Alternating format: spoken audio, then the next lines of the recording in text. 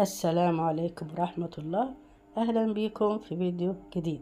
شايفين الطبق الجميل ده؟ تحفة فنية وطعم ولا أروع. دي مكرونة بالتونة، وصفة سهلة لذيذة.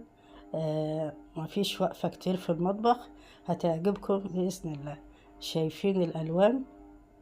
ويا سلام وانت بتاكليها كده كلها نغمات موسيقية مع بعض.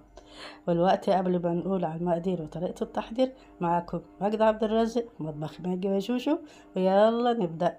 عندي هنا الأول بسلق كوباية مكرونة، أسلقها أصفيها طبعا.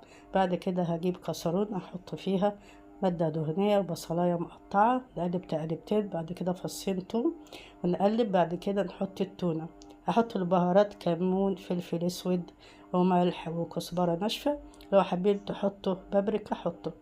نقلب تقلبتين، بعد كده هنزل بالطماطم مقطعة تقلبتين، وعندي فلفل ألوان وفلفل أخضر، ونقلب كله مع بعض. وبعد كده هحط المكرونة، وده شكلها. ممكن احط شوية مية مكرونة عشان يبقى فيها صوص كده ما تبقاش ناشفة.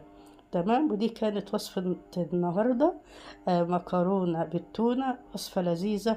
جربوها هتعجبكم بإذن الله. كنت معكم مجد عبد الرازق، مطبخ ماجي وجوجو. مع السلامة.